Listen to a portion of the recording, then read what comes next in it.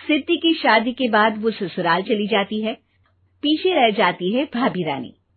सिद्धि के ससुराल जाते ही भाभी कहती है, अरे वाह जी वाह, सारे कपड़े मेरे।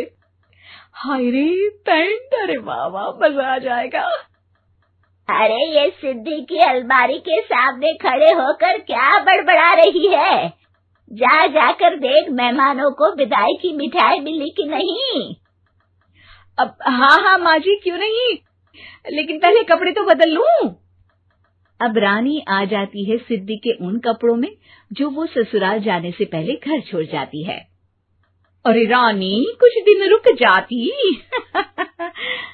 अरे ये तो सिद्धि बिटिया को मैंने ही दिया था, बड़ा ही फबता था उस पर, तुझ पर तो कुछ खास नहीं लग रहा।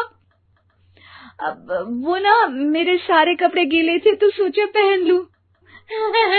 वैसे भी सिद्धि को कौन सा दिन पुराने आउटडेटेड कपड़ों को पहनना है।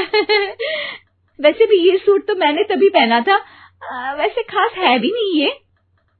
हाँ ठीक है, लेकिन ना मेरी सिद्धि पर तो जमता था। सारे मेहमान चले जाते हैं और सिद्धि ससुराल से मायके पहली बार आती है। अपना घर, अपना कमरा, अपनी अलमारी। ये बोलकर जैसे ही सिद्धि अलमारी खोलती है तो सामने उसके कपड़ों की जगह कुछ और ही रखा होता है। माँ, ओ माँ, जरा कमरे में तो आना। सास और रानी वहां पहुंच जाते हैं। रानी ने पहनी होती है सिद्धि की जींस और टी शर्ट। अरे भाभी, ये क्या? ये तो मेरी बड़ी ही महंगी टी शर्ट है, इसे आपने घर में क्यों पहनी है? अरे बहुत मिलती है दीदी ये चौक की मार्केट में, 150 में। ओ भाभी प्लीज, ये एरोपोस्टल है, 2000 की एक टी शर्ट। ओहो, 2000 में तो दीदी 4 साड़ी आ जाए। अब क्या बोलूं? भाभी, ये मेरी अलमारी में छोटू के कपड़े, तो मेरे कपड़े कहाँ हैं? मेरी अलमारी में? अब दीदी आपको कौन से पुराने कपड़े पहनने थे? माना भाभी, लेकिन मैं जब घर आती तो यही सब पहनती ना। अरे तुम तो बड़ी कंजूस हो दीदी। खैर, वक्त आता है जब सिद्धि ससुराल के लिए रवाना हो रही होती है। अरे रानी, अंदर से सिद्धि का गिफ्ट ले आ, लड़की पहली बार ससुराल से मायके आई है। रानी अंदर जाती है और एक सिंपल सी साड़ी लेकर बाहर आ जाती है। ये लीजिए माँ जी। सास बेटी को गिफ्ट देकर ससुराल भेजती है। अगले दिन रानी एक सुंदर सी साड़ी पहनकर सामने आती है। अरे रानी, ये तो वो साड़ी है जो मैंने सिद्धि को देने के लिए दी थी जब वो ससुराल ले जाती, लेकिन ये तूने कैसे पहन ली? अरे माँ जी, ये साड़ी तो मुझे बहुत पहले से ही पसंद थी, लेकिन चिंता ना करिए, मैंने सिद्धि के लिए भी अच्छी सी साड़ी दी है। हाँ। तभी सिद्धि का फोन आता है। क्या माँ, कुछ अच्छा तो दिया होता ससुराल ले जाने के लिए। अरे पहले दिखा दिया होता। ये चमकते हुए पैकेट में नौकरानी वाली साड़ी मत दिया करो माँ।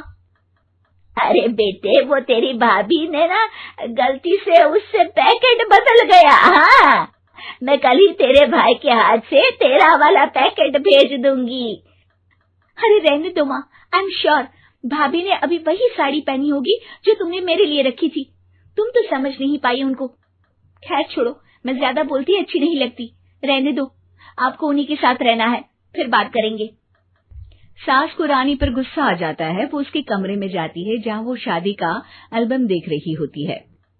रानी, मार्केट जाकर एक ऐसी ही साड़ी लेकर आ, कल प्रतीक जाकर सिद्धि के घर दे आएगा।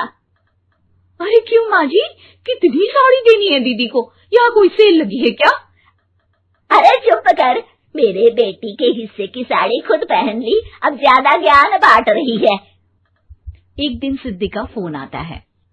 माँ, मेरी सास ने आप सबको खाने पर बुलाया है। सारे लोग सिद्धि के ससुराल पहुँचते हैं। खाना खाकर वो लोग निकल रहे होते हैं कि सिद्धि की सास सभी को गिफ्ट देती है।